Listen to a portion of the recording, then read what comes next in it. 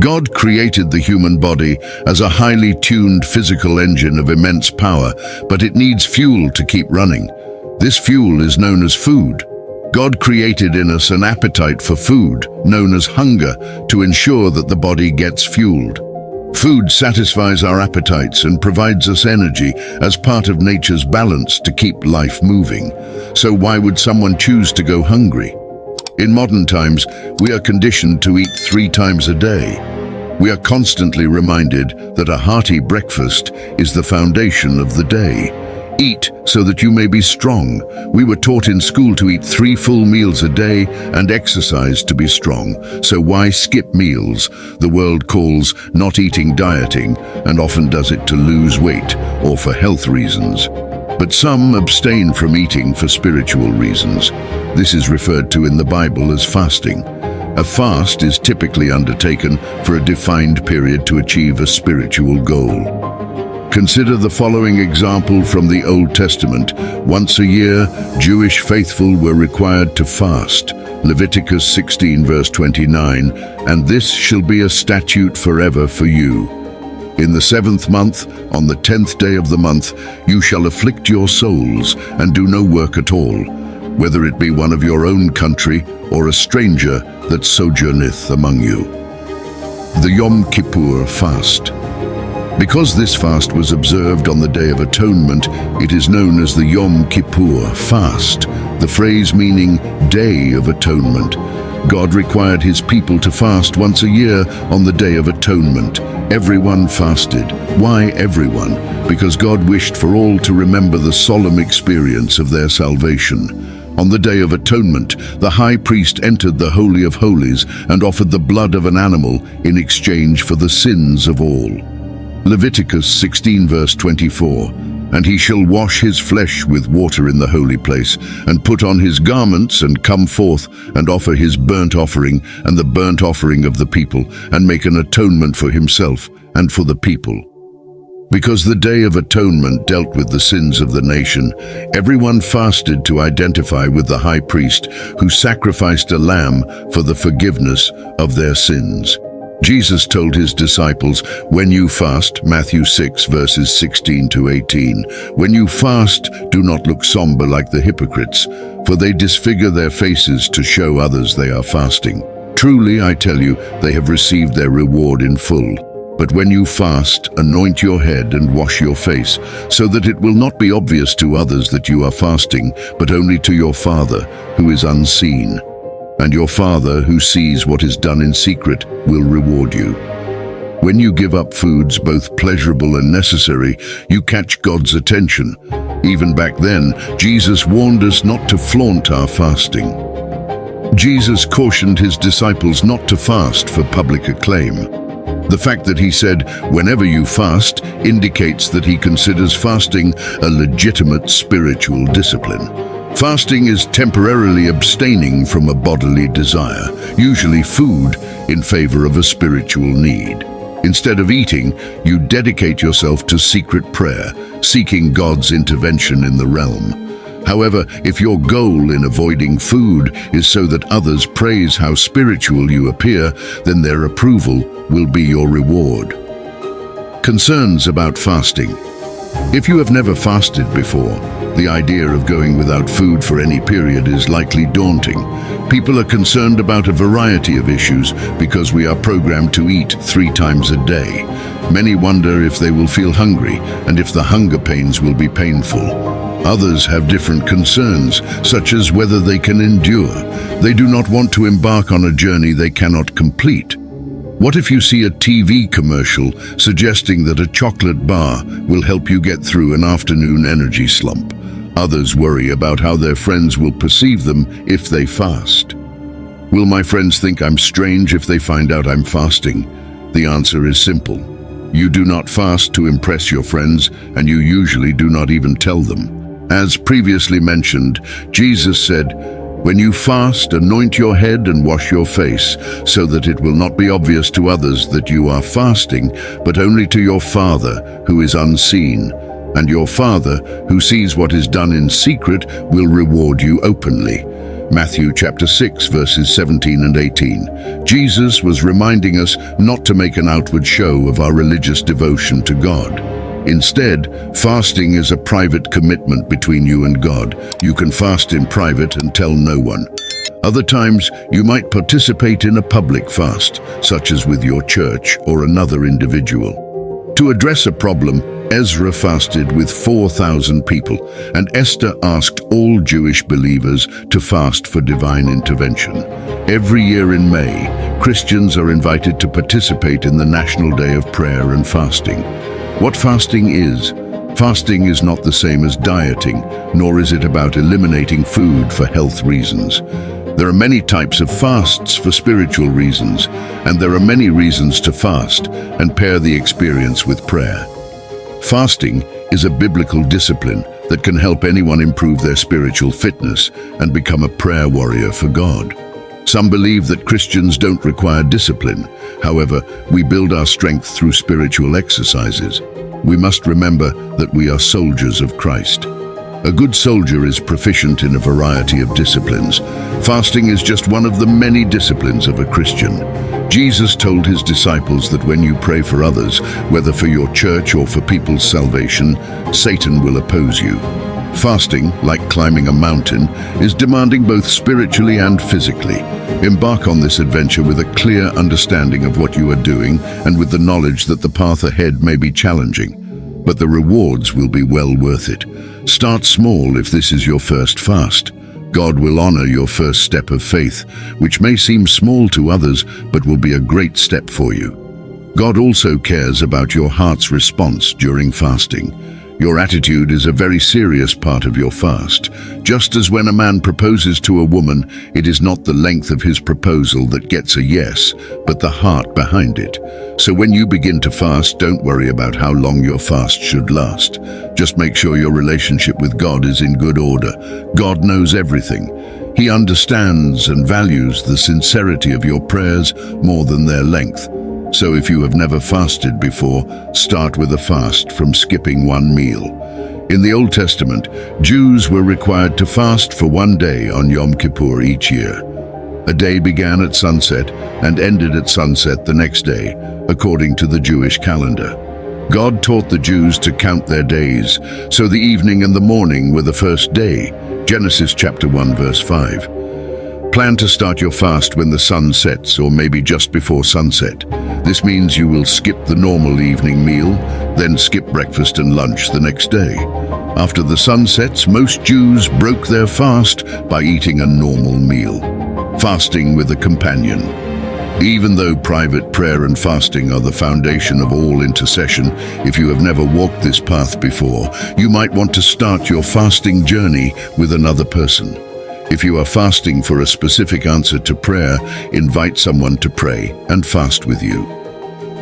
There is strength in numbers, Jesus said, Matthew chapter 18, verses 18 to 19. Truly, I tell you, whatever you bind on earth will be bound in heaven, and whatever you loose on earth will be loosed in heaven. Again, truly, I tell you that if two of you on earth agree about anything you ask for, it will be done for them by my Father in heaven. These verses are not just about prayer, they are also about the commitment we make in agreement with another person. Think of it this way, when you plan a vacation with another person, it's more memorable if you plan, dream, and share experiences together. When you share your vacation with another person, you probably enjoy it more. The same is true for fasting. When you share the experience of fasting and praying together, your prayers are likely to be more focused. Fasting with another person, on the other hand, has additional benefits. You have someone to discuss your doubts, questions, and fears with. If fasting intimidates you, the strength of another person can help you overcome it. You can always call each other for advice and to check how it's going. This phone call might give you the motivation you need to keep going. Don't forget the celebration. When you climb a mountain alone, you're doing it to prove something to yourself, and the victory is solely yours. But when you climb with others, you have many people to celebrate with. When you reach the top, you celebrate, embrace, and then return to tell everyone about your victory. When you finish the fast, you can rejoice together. Simply being together makes the taste of victory even sweeter. Another advantage of fasting with a friend is that it establishes accountability. You'll be less tempted to eat a snack or break your fast if you know a friend is aware of your fasting. Perhaps you've already run or walked for health with a friend. If so, you understand how having a partner can help you stay committed when things get tough. If you are strong, you might not need someone to help with accountability, but if you're not, teaming up with someone in the same boat can be beneficial. Fasting with purpose. When you're preparing to fast, look deep within your heart to discover why you're fasting. There are countless reasons for fasting, which we will discuss. You might already have a reason. When young David faced Goliath, no other Israeli soldier wanted to confront the giant. They not only refused to fight Goliath, but each gave David a different reason to avoid the battle. However, David was undeterred. He had a compelling reason to fight that particular giant. It's not just about praying and fasting. We fast for a reason. Are you willing to fast and give up your pleasures? Make a list of your causes. Write them down on paper so you can see them with your own eyes.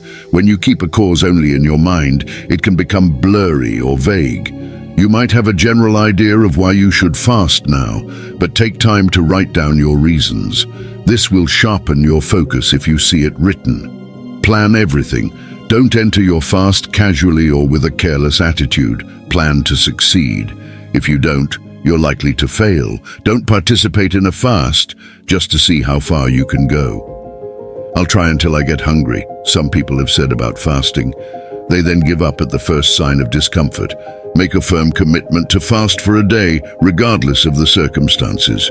You've moved from thinking about fasting and wanting to be more spiritual to taking the next step and committing to seek God for your cause.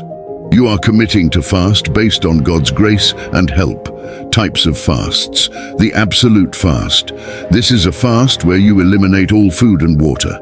Paul underwent this type of fast for 3 days after seeing the Lord Jesus on the road to Damascus and being struck with blindness. And he, Paul, was without sight for 3 days and neither ate nor drank. Acts chapter 9, verse 9. For your first fast, do not undertake the absolute fast. This fast is intended for those who are deeply distressed or are fasting to resolve a severe problem, such as the deliverance from an addiction or protection against a spiritual adversary. The normal fast. During this fast, you avoid all solid food and drink only liquids. The fast is most often used in the Bible to refer to people who ate no solid food. The matter of drinking liquids is often left out. In those days he, Jesus, ate nothing, and at the end of them he was hungry. Luke chapter 4, verse 2. There is no mention of Jesus drinking liquids. When people fast, what do they drink? Many cut out pleasurable drinks like soda and various types of fruit juices. This corresponds to the Old Testament description of them afflicting themselves and fasting, Isaiah chapter 58, verse 3. The partial fast. In this fast, you eliminate certain liquids or solids, but not all. This is also known as the Daniel fast because he would not eat from the king's table, but insisted in Daniel chapter 1, verse 12, "Please test your servants for 10 days. Give us nothing but vegetables to eat and water to drink." The fast did not harm Daniel or his friends. At another time, Daniel reflected the spirit of the partial fast in Daniel chapter 10, verse 3. "I ate no choice food, no meat or wine touched my lips, and I used no lotions until the 3 weeks were over." This partial fast specifies what Daniel avoided. Number 1. Pleasant foods, similar to our donuts or cakes, a dessert fast. Number 2. Meat, a meat-free diet. And number 3. Wine, anything that is pleasurable or brings joy. John Wesley's fast. As the founder and leader of the great Methodist movement, John Wesley called all his circuit preachers to the new chapel or to London for a conference every 2 or 3 months. To prepare spiritually for the conference, Wesley fasted for 10 days before each meeting, consuming only natural whole grain bread and drinking water. Wesley fasted and prayed for spiritual power to influence his ministries at these meetings. Everyone agrees that these Methodist preachers left the conference with a resolve to change the world. These preachers established the largest Protestant denomination in the world, a reflection of God's honor to Wesley's spiritual dedication to fasting and prayer. The rotation fast. This fast is rarely used in Christian circles, as it is primarily used for medical purposes, mainly to determine a person's reaction or allergy to specific food groups. To cleanse their system, the patient usually undertakes a normal or absolute fast for 1 day.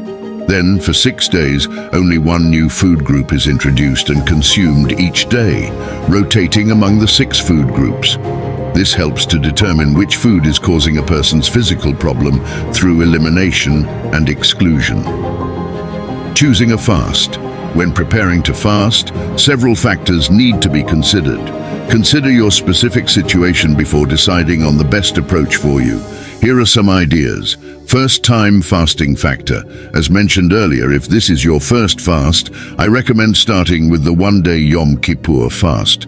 If you wish to fast for a longer period of time to address a serious or ongoing issue, perhaps fasting 1 day a week for 3 weeks might be preferable to starting with a 3-day fast.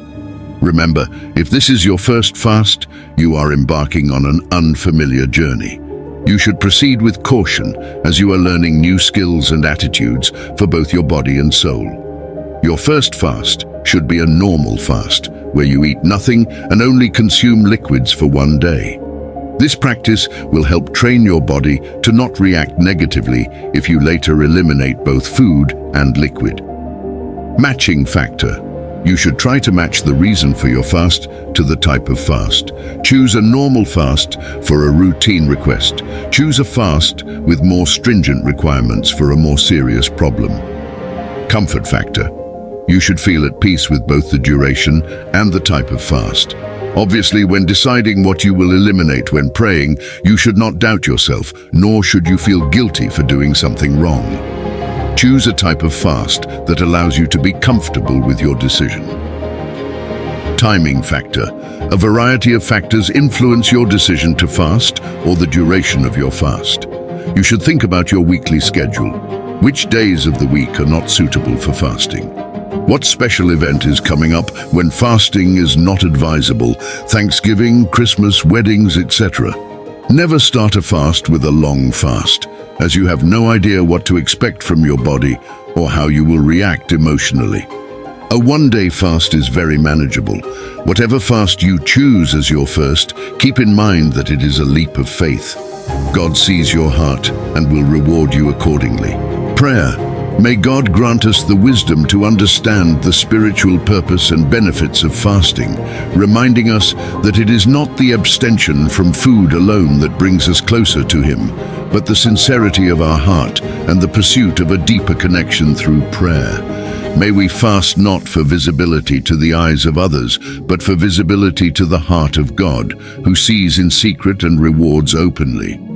We thank the Lord for the strength and discipline that fasting provides, teaching us to depend more on Him and less on ourselves. Amen. If this content was valuable to you, I ask for your support with your subscription so that you don't miss any of our upcoming videos. Together we can enlighten more minds and expand our understanding. Thank you for being here, and may God bless you.